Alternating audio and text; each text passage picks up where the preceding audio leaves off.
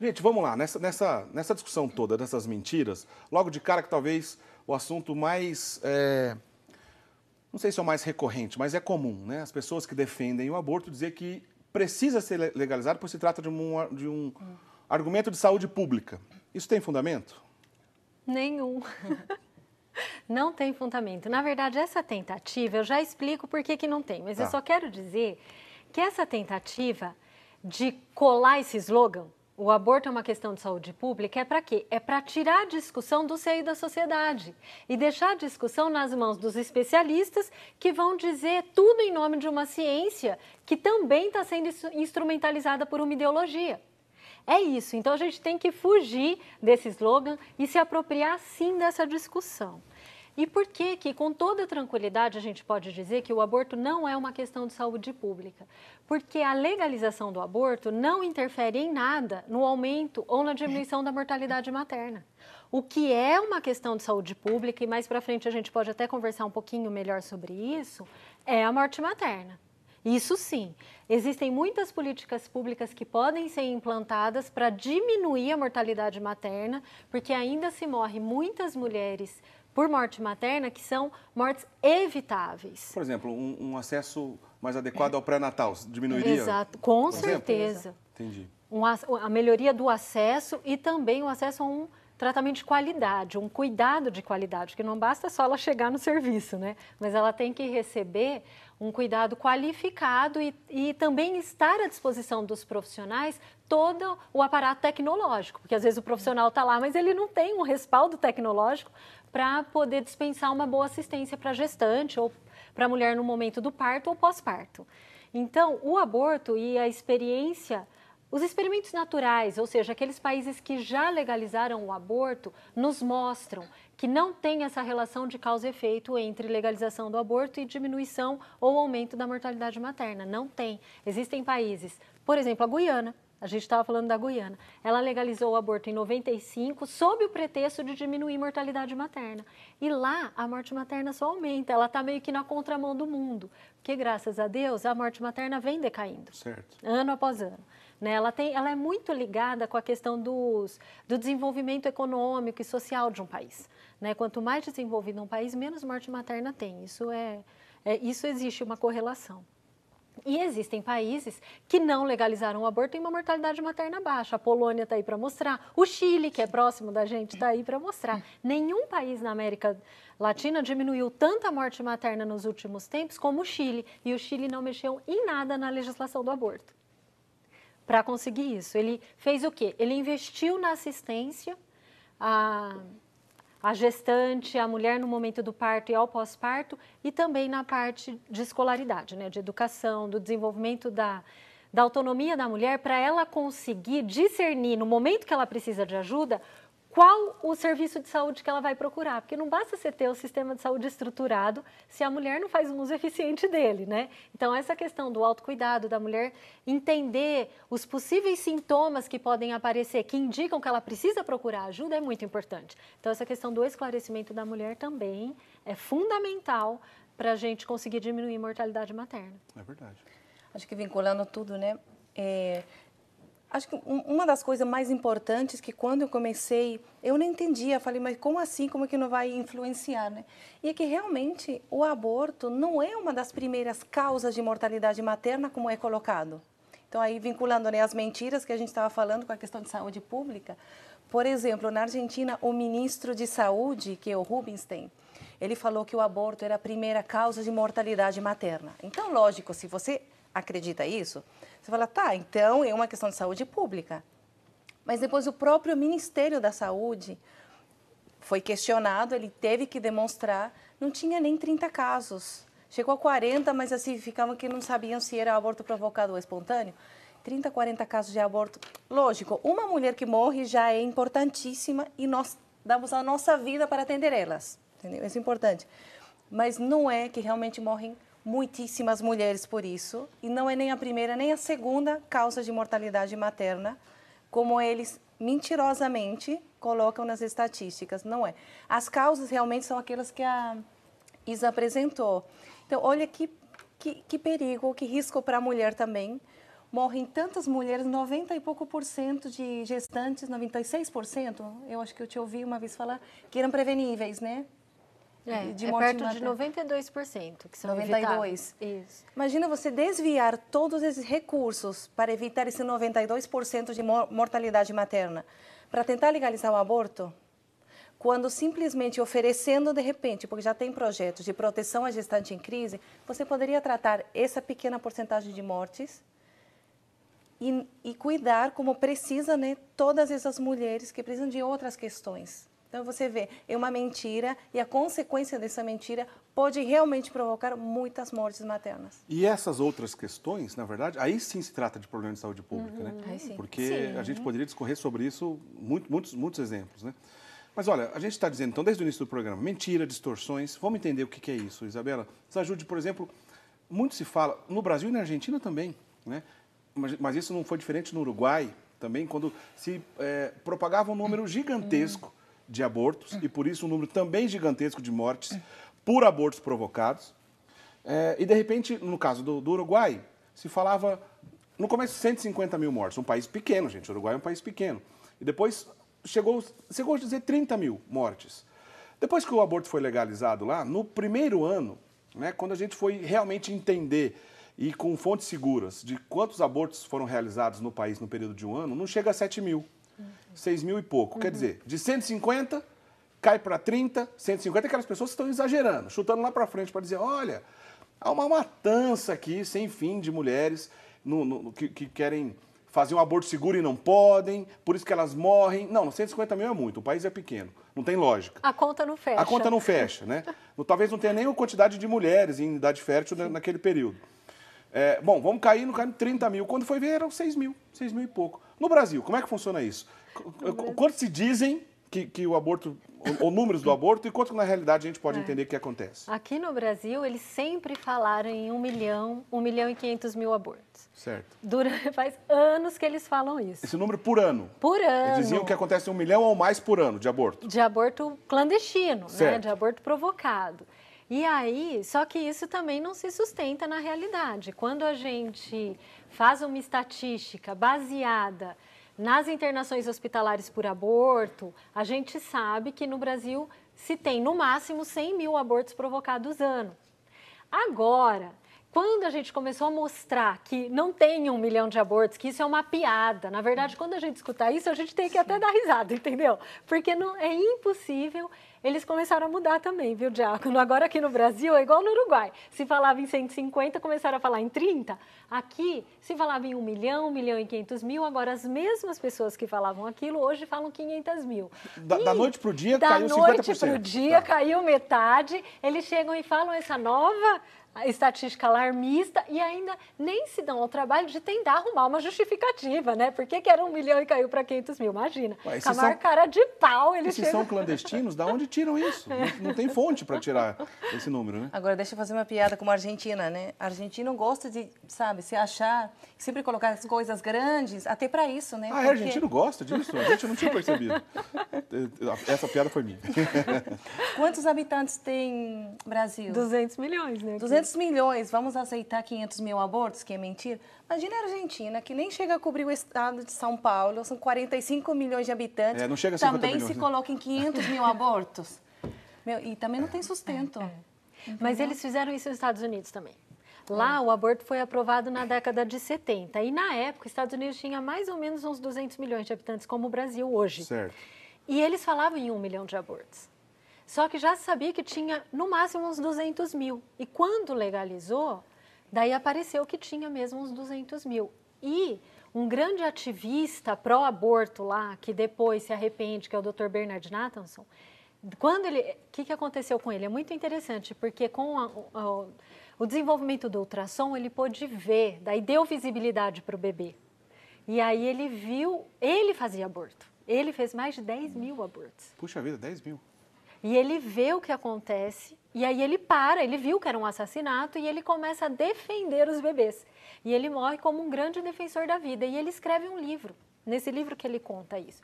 E nesse livro ele afirma que eles, que militavam pela legalização do aborto, sabiam que eles divulgavam números falsos. Eles tinham essa consciência, mas o que ele fala no livro? Que eles jogavam para todos os espaços, na mídia, para a imprensa, nas audiências públicas, no Congresso. Ninguém questionava as fontes, ninguém perguntava de onde você tirou isso, que é o que acontece hoje, aqui no país. Aqueles que militam pela legalização do aborto falam mentiras em relação à morte materna, à morte por aborto, mentira em relação à internação hospitalar por aborto, e aí ninguém questiona as fontes, todo mundo sai reproduzindo isso, todo mundo repete os números falsos, e aí uma mentira 1000 vezes contada passa a ser uma verdade. E aí ele fala que eles não aceitavam em ajustar os números pelas estatísticas corretas, porque eles tinham um objetivo. E qualquer coisa que pudesse ser feito para atingir aquele objetivo era válido. Então, mentir era válido. Bom, nesses últimos dias, então, já que nós estamos aqui na Rede Século XXI tratando desse assunto, pelo que a gente pôde perceber, e levamos esse número aqui ao ar em outros programas, esse 1 milhão, 1 milhão e meio, 1 milhão e 200, que é uma coisa exagerada, me parece que com fontes seguras, para a gente acelerar aqui o processo, por fontes seguras, então, no Brasil, provavelmente, né, a gente encontra 100 mil abortos, né, por ano. Me corrija se eu estiver exagerando aqui, Isabela. Então, por volta de 100 mil, não 1 milhão e meio, 800 mil, 1 milhão e 200, não, 100 mil. 100 mil. Ainda é um número alto, é verdade, 100 mil é um número alto. Agora, esses abortos, esses 100 mil, né, casos de aborto, a gente diz, ou a gente pode ter uma estimativa de quantos que realmente a pessoa acaba morrendo por um aborto provocado? A gente consegue esses dados pelo próprio Ministério da Saúde, pelo Departamento de Informação do Ministério, que tem o DataSUS, né? E aí tem o Tabnet, que é um aplicativo que a gente compila os dados. Certo. Isso é público, não precisa de senha, basta aprender a mexer um pouquinho que a gente consegue olhar. Então, os dados mais recentes que tem são os de 2016, e aí mostra que no Brasil, em 2016, a gente teve 1.670 mortes maternas, e aí entra a morte por pressão alta, que é a eclâmpsia, a morte por hemorragia, infecção, todas as mortes, às vezes, por alguma questão, a mulher já tem uma doença autoimune, um lúpus, pode ter uma doença infecciosa, como HIV, que a gestação leva a uma descompensação da doença, ela morre. Então, são todas causas de morte materna. Então, repete, para ficar bem claro, quantas mortes? 1.670. Num período de um ano? De um ano, 2016. 1.670, por todas as razões que você estava dizendo. Todas as razões de pressão morte alta, materna. câncer, Isso. etc. Câncer não entra. Tá. É só a morte que é relacionada à condição da gravidez, do parto ou do pós-parto. Entendi. E Então, aí... vamos lá. Então, a gente não pode dizer que 1.670 são daquelas pessoas que provocaram aborto, não. De forma alguma, não. E aí, dentro dos códigos de aborto, né, que são as CIDs, que a gente chama o CID, né, tem 3 que a gente pode considerar que os abortos provocados estão lá, né, que é o aborto não especificado, outros tipos de aborto e falha na tentativa do aborto. Se a gente somar esses 3 CIDs, a gente teve, em 2016, 44 mortes. Mas aqui pode ter outros tipos de aborto que não foram provocados. Certo. Tá? Por exemplo, uma gestante que sofre um acidente de carro, ainda não era tempo do bebê nascer, mas ela sofre um acidente, tem algum problema no útero, começa a ter uma rotura uterina, e aí ela aborta, né? E o médico pode enquadrar como outros tipos de aborto, porque não foi um aborto espontâneo, que teve um acidente envolvido, e também não foi um aborto provocado, entende? Então aqui tem uma gordurinha aí. É muito né? difícil ter certeza exata, então, do número, Isso, mas aí a gente tem 44 mortes. 44 mortes, ainda com a possibilidade do que você estava dizendo. De não ter aborto provocado no meio. Não necessariamente 44 pessoas que saíram da sua casa, buscaram uma clínica clandestina para fazer o aborto e morreram por causa disso. Isso, não necessariamente. não, mas... Então, provavelmente menos de 40. Provavelmente menos de 40. A gente pode dizer assim ou ainda é um exagero? Não. Eu até acho que a gente pode considerar os 44, Tá. porque, por exemplo, alguém pode dizer, mas às vezes pode ter um aborto provocado que foi mascarado numa hemorragia. Sim. Então, aí vamos considerar os 44, que eu acho que a gente... Deu para entender, gente? 44 mortes por ano, com todas as restrições que a Isabela acabou de comentar para a gente, que não dá para ter certeza que são 44 pessoas que saíram da sua casa para ir lá numa clínica clandestina e morreram por isso. Mas ainda que fosse 44 mortes, uma coisa é fato, são 44 mortes evitáveis. Era só não praticar o aborto, né? Elas não precisariam morrer nessa causa, né? Agora, existe aborto seguro? E se essas mesmas 44 mortes fossem em hospitais superestruturados, ainda assim haveria o risco de morte? Certamente. No Brasil, a gente já tem morte, que eles chamam de aborto legal e médico. Então, isso já aparece. Então, a mulher que, teoricamente, foi fazer o aborto, entre aspas, limpinho, né? Então, nos Estados Unidos, a gente sempre vê morte, e lá o aborto é legalizado. E essas mortes, eles fazem de tudo para tentar mascarar, porque nenhuma clínica de aborto quer uma ambulância na porta dela, quer ser vinculada à morte. Mas uma coisa precisa ser dita. Quando se faz um aborto, alguém sempre morre, que é o bebê. Então, como que a gente pode falar que um procedimento é seguro se entram 2 pessoas por um procedimento e só sai uma? E essa que sai sequelada. Fala assim, nem aborto terapêutico também, né? Que a lógica é pior ainda, né? Que terapia é essa que alguém tem que morrer, né? Eu gostaria de falar da questão da Argentina, por exemplo, com nome e sobrenome também, para que as pessoas saibam.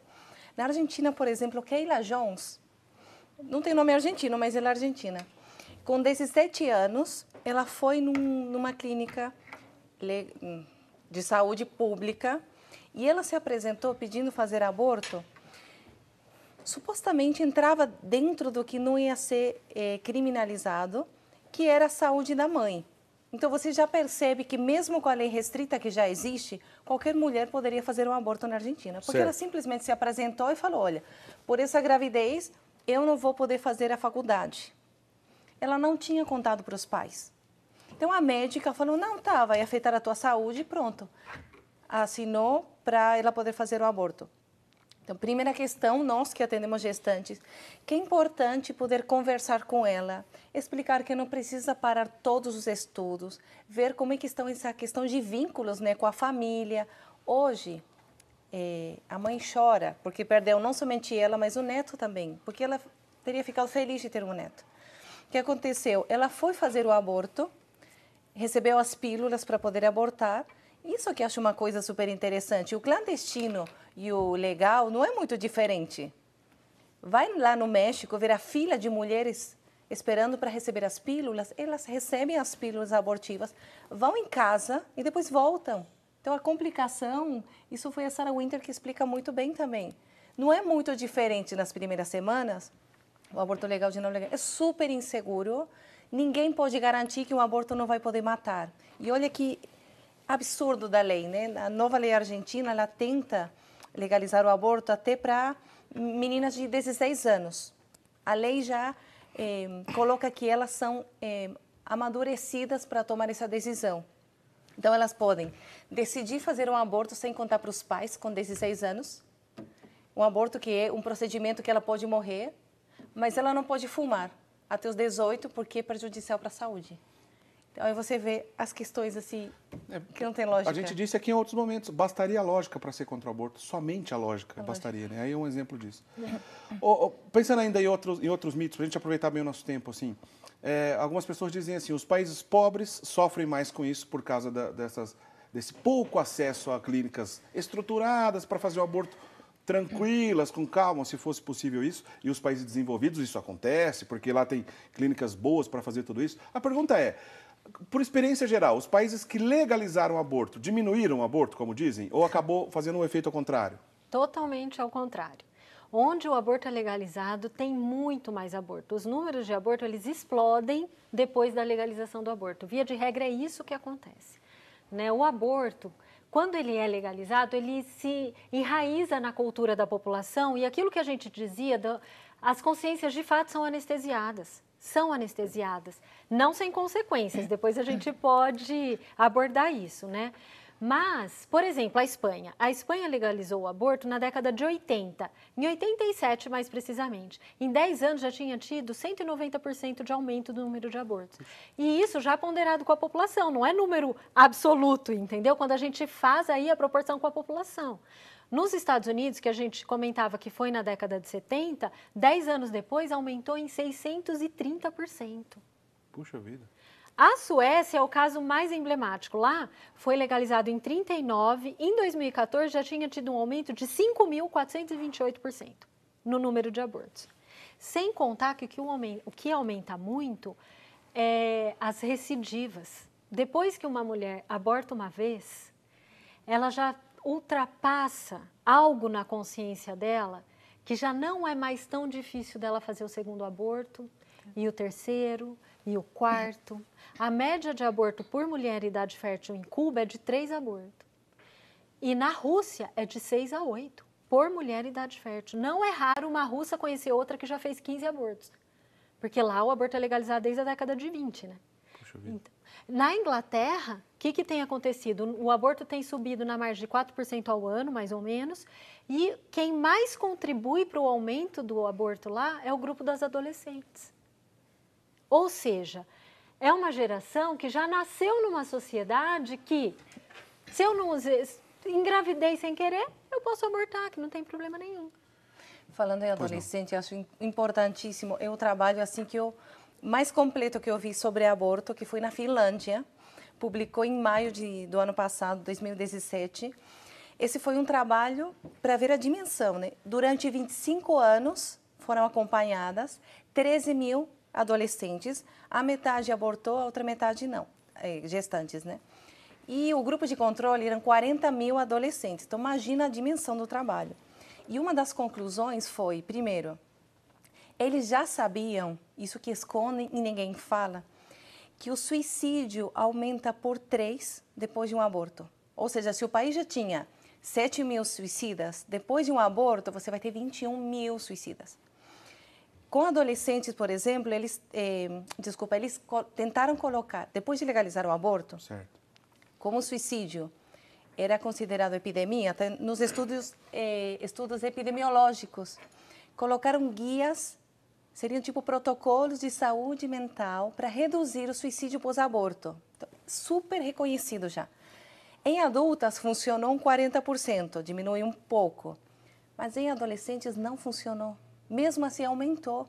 Então eles não contam que adolescente tem muita taxa de suicídio, além de morte prematura. Esse estudo que identificou mortes por drogas, álcool e velocidade, que eu nunca tinha me tocado, elas se colocam em atitude de risco muito mais que se mantém a gravidez.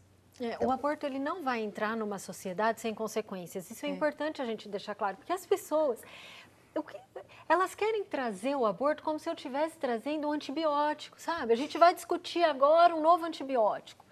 A gente vai, não é, já é um absurdo a gente estar debatendo isso, já tem que ficar claro que aborto nem deveria estar em debate, porque a gente está falando de um assassinato. Desculpa interromper, por isso que alguns políticos que, por exemplo, sugerem um referendo no Brasil, só o fato de sugerir esse referendo, a gente já está falando de algo absurdo. O caminho, em hipótese alguma, é por isso. É por esse caminho, né? Na verdade, é um político que é a favor do aborto e não quer assumir o ônus de admitir isso para uma população contrária ao aborto. Não tem a dúvida. É isso. Não tem a dúvida. É por isso que no Congresso tem dificuldade de passar no Brasil, porque a pressão social é muito maior, né? Olha, bom, só para a gente acelerar aqui, infelizmente o tempo está voando, a gente vai para o último bloco daqui a pouquinho. A gente fica um monte de coisa na cabeça. Pois é. Você falou agora há pouco que na Rússia, desde a década de 20, o aborto é legalizado, obviamente, porque desde 1917, né, da Revolução Russa, à medida que Lenin chega no poder, o primeiro partido verdadeiramente marxista chega no poder, os marxistas sempre odiaram esse tipo de discussão que a gente está tendo aqui. Por quê? Porque, primeiro, a visão marxista ela é ateísta. Para começar, Deus sai do centro. Depois, toda a visão marxista, ela vai se basear, o assunto é longo aqui, não vai dar para a gente entrar nesses méritos, mas vai basear em visões de mundo que fecham o homem numa redoma e não tem relação com o transcendente. Por isso que se fala de materialismo. Né? E esse materialismo, muitas vezes, também não vai colocar a vida em primeiro lugar. Por quê? Porque outros argumentos, como, por exemplo, a importância da economia para o marxista, está em primeiro lugar do que justamente a lógica da relação familiar, pai e filho, mãe e filha, etc. É por isso que a gente está vendo na Argentina e aqui no Brasil, que é justamente entre os partidos marxistas. Né? E aqui não é uma questão de ser de linha, não é questão de ser de direita ou ser de esquerda, etc. A questão é que partidos marxistas estão promovendo esse tipo de coisa. Não tem como discutir isso. É verdade, isso acontece. E ainda tem um outro argumento ainda, já que esses partidos acham e acreditam e ficam repetindo a exaustão, Brasil é um Estado laico, Brasil é um Estado laico, Brasil é um Estado laico, que significa um país de Estado laico como o Brasil, que no Estado laico não há uma religião única professada, e por isso todas as religiões têm liberdade de ação. É isso que significa Estado laico, nada mais. E justamente nessa discussão, eu imagino que talvez vocês se deparem com isso também. Vocês, por exemplo, são muito preparadas, tanto na área da saúde, da educação, argumentos científicos sólidos, estudam isso. e de repente são acusadas, olha, vocês são religiosos, vocês são católicos, vocês não deveriam estar discutindo esse tipo de coisa. Isso acontece? Gostaria de... Não sei se você... Não, pode falar. Brevemente, um caso que me ensinou tudo. Eu não preciso nunca nas formações, eu falo de questões religiosas para defender a vida, porque acho que a vida se defende por si sozinha. Se a gente acredita que todo ser humano vale a mesma coisa, que ninguém é superior a ninguém, pronto, não precisa de uma religião específica. Mas olha, uma das coisas que mais me ensinou nesse sentido foi um caso de uma gestante, que na verdade uma mulher que tinha um câncer e de repente ficou grávida. Então aí os médicos começaram a discutir, né, que tem tudo a ver com bioética, que tem que fazer aborto porque vai atrapalhar o tratamento. E eu fui pela primeira vez com um grupo que atendia a gestante em crise e aí eu vi como elas faziam um atendimento integral. Perguntaram com quem que ela morava, os vínculos que ela tinha. Eles se preocuparam por esse ser humano, não por esse tumor que estava sendo tratado. E descobriram que ela tinha terror a morrer. O maior medo dela era morrer e ela se sentia que ou matava essas gêmeas que ela estava gestando ou ela morria. Porque os médicos colocaram assim, ou você aborta ou vai atrapalhar o tratamento. Enfim, graças a Deus, ela continuou o tratamento e as gêmeas faleceram, mas por consequência do tratamento, o que é bem diferente. E o que eu quero explicar aqui, quando falam que o útero é laico, eu fui visitar ela, peguei na mão, assim, sabe, uma pessoa, fazia anos que ela tinha câncer, ela chorando, eu falei para ela, né, sinto muito, né, as crianças faleceram, e ela falou, não, você não está entendendo. Ela me falou, porque eu sei que eu vou morrer. E eu agradeço muito. Então ela sorria, ela chorava, mas ela sorria, porque vocês não permitiram que eu fizesse dano a ela. E hoje eu já não tenho medo de morrer, porque eu sei que as minhas filhas estão me esperando. Ai. E eu estou em paz com elas. Então aqui não é questão de religião, mas a mulher em alguma coisa acredita. Como é que ela vai se deparar depois? Isso quando a gente atende pós-aborto, um estresse pós-traumático vinculado ao aborto, a gente vê muito em pessoas idosas que estão se aproximando da morte e aí elas começam, e aqueles filhos que eu matei? Ninguém está julgando, estou contando dos casos que eu atendi. Ou quando elas ficam com alguma doença, ficam achando que a vida está castigando. Então não precisa falar em religião, mas precisa levar em conta que as mulheres, primeiro, o útero é laico, sim, mas a mulher não é um útero. A mulher é um ser humano. E a mulher acredita em alguma coisa. Mas não tem sentido nenhum essa expressão útero é laico. Não tem sentido nenhum, né? Eles ficam inventando algumas. Eu acho que é para bloquear o raciocínio das pessoas. Não é possível. Você quer concluir para a gente ir para o intervalo? Pode concluir. Eu gostaria de fazer algumas considerações, que é o seguinte. Primeiro, isso que o Diácono falou, é extremamente importante a gente entender que a laicidade é para dar voz a todas as religiões, né? E hoje o que se quer é calar, especialmente uma religião. E aí depois eu vou querer rapidamente ler uma coisa, mas gostaria de dizer que isso que a Mercedes traz, hoje a gente pode afirmar que existe um reconhecimento da dignidade da pessoa independente da religião, mas por que isso existe? Porque o cristianismo existe. Porque isso não é verdade em todas as culturas. A gente tem culturas indígenas que matam crianças sem ter peso de consciência, assim, não é da cultura dela. E existe a cultura pagã, antes do cristianismo, tinha um filho lá dando problema, podia matar e ninguém podia interromper nada. Então, se hoje a gente tem essa consciência da dignidade da pessoa, é graças ao cristianismo. E isso, os que militam pela legalização do aborto sabem. Por isso que eles querem rotular como argumento religioso, numa tentativa de calar, porque no fundo eles querem atacar a moral católica, que é a mais sólida. E aí, rapidamente, eu queria só ler o que diz. A Frances Kisling, ela foi presidente da Católicas pelo Direito de Decidir nos Estados Unidos, que é uma ONG que não tem nada de católica, tem um vídeo no YouTube ótimo sobre isso, é só procurar aí, colocar Bernardo Kister, Católicas pelo Direito de Decidir, que vocês vão ver o que é essa ONG e como ela recebe dinheiro de gente que quer... um nome de propósito para confundir, para dizer o mínimo aqui. E olha o que ela diz. A incapacidade de tratar o aborto no nível moral é uma grave ameaça para o sucesso a longo prazo do movimento. Você nunca realmente irá vencer definitivamente se a questão da moralidade for levantada. Se nós, como movimento a favor do aborto, tivermos de tratar a moralidade da questão do aborto, nós perderemos. O argumento dos bispos diz que o aborto é um assassinato, que abortar é matar, que a vida começa na concepção. Mas é essa perspectiva católica o lugar certo onde começar o nosso trabalho. Por quê? A posição católica é a mais desenvolvida. Assim, se você refutar a posição católica, você refutou todas as demais.